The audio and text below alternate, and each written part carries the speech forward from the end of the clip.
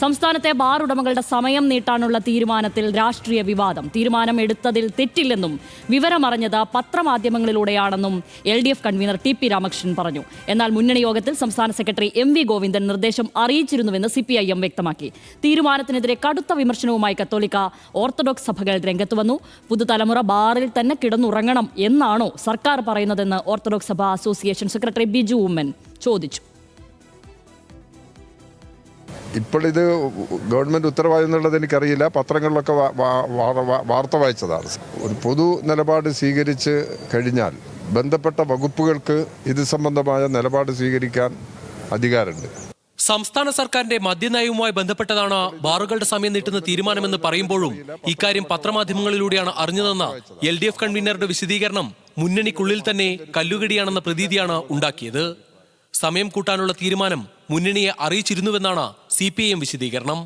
തെരഞ്ഞെടുപ്പ് സമയത്ത് ഇത്തരത്തിൽ ഒരു തീരുമാനമെടുത്തത് ദൗർഭാഗ്യകരമെന്നായിരുന്നു പ്രതിപക്ഷ നേതാവ് VD സതീശന്റെ വിമർശനം.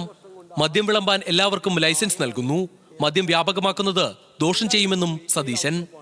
മദ്യത്തിന്റെ ഇത്രമാത്രമുള്ള വ്യാപനം അത് കേരളത്തെ ദോഷകരമായി ബാധിക്കും എന്നത് ഞങ്ങളുടെ കൂടി നിലപാടാണ്. ഇവര് വന്നതിൽ നിന്ന് 1000 ബാറാണ് കൂട്ടിയത്, 1000-ഓളം ബാർ കൂട്ടിയത്. എന്നിട്ടാണ് ഇവർ ഈ മദ്യനയം പറയണത്. ഇവർ പറയുന്നതിൽ ഒരു ആത്മാർത്ഥതയില്ല. തെരഞ്ഞെടുപ്പിന് മുമ്പ് എന്നതിന്റെ ഏറ്റവും വലിയ ഉദാഹരണമാണിത്. സംസ്ഥാനത്തെ മദ്യത്തിൽ മുക്കിക്കൊല്ലുന്ന നയമാണ് സർക്കാരിന്റേതെന്ന് ഓർത്തഡോക്സ് സഭ അസോസിയേഷൻ സെക്രട്ടറി ബിജു ഉമ്മൻ ആരോപിച്ചു. 1000-ഓളം വരുന്ന ബാർ മുതലാളിമാർക്ക് വേണ്ടി സ്വീകരിച്ച നടപടിയാണിത്. അമ്മമാരുടെ കണ്ണുനീരിന് മുകളിലാണോ ബാർ മുതലാളിമാരെന്നും ബിജു ഉമ്മൻ ചോദിച്ചു. തീരുമാനം പിൻവലിച്ചില്ലെങ്കിൽ സഭ പ്രതിഷേധവുമായി മുന്നോട്ട് വരും. കേരളത്തിലെ ഒരു തലമുറ, പ്രത്യേകിച്ച് യുവതലമുറ ബാറിൽ തന്നെ കിടന്നുറങ്ങണമെന്നുള്ളതാണോ സർക്കാർ ആഗ്രഹിക്കുന്നത്? അതാണോ സർക്കാരിൻ്റെ പുതിയ മദ്യനയം എന്ന് വ്യക്തമാക്കപ്പെടേണ്ടിയിരിക്കുന്നു. 1000-ഓളം വരുന്ന ബാർ മുതലാളിമാർക്ക് വേണ്ടി ഒരു തലമുറയെ വിറ്റുതുലയ്ക്കുക എന്ന് പറയുന്നത് ഈ സംസ്ഥാനത്തോട് സർക്കാർ ചെയ്യുന്ന ഏറ്റവും വലിയ അപജയമാണ്. നിയമസഭാ തെരഞ്ഞെടുപ്പ് പ്രഖ്യാപിക്കാൻ ദിവസങ്ങൾ മാത്രം അവശേഷിക്കെ ബാറുകളുടെ സമയം വർദ്ധിപ്പിച്ചത് ഉൾപ്പെടെയുള്ള മിന്നൽ വേഗതയിലുള്ള നയമാറ്റം തെരഞ്ഞെടുപ്പിടിയിലായി പൊതുസമൂഹം കണ്ടാൽ കുറ്റം പറയാനാവില്ലെന്നായിരുന്നു KCBC മദ്യവിരുദ്ധ സമിതിയുടെ വിമർശനം.